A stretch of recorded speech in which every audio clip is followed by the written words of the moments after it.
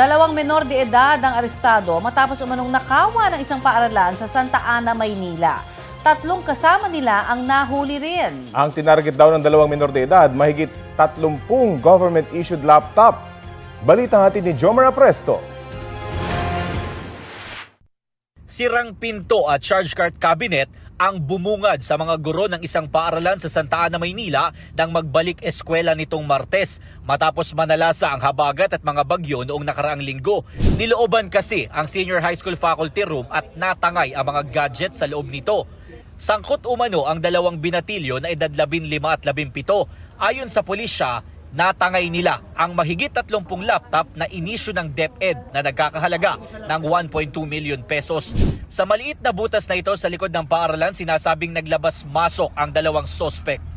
Nahuli sa follow-up operation ang dalawang binatilyo kasama ang 3 pang lalaki. Ang 3 pang mga kasama ang umano'y nagsilbing ahente na nagbenta raw sa mga laptop sa halagang 1,000 hanggang 2,000 pesos bawat isa.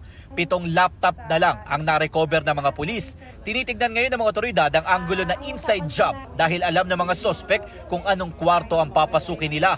Posible po na naging estudyante sila dun sa school or may mga kaibigan po sila na estudyante doon at nakikita po yung mga laptop. Naghahanap pa po kami ng iba pang mga ebidensya para matuntun po namin kung saan naroon po yung ibang mga laptop. Aminado ang 3 sospek sa krimen at itinuro ang 2 menor de edad bilang mga mastermind umano. Ayun lang po yun, yung 2 minor yung pumasok dun. Ibang araw po yung maraming pong gumawa, hindi lang po kami. Iba po gumawa. Isang beses lang naman ako nagbenta, binigay lang. Pagkabigay sa akin ng laptop.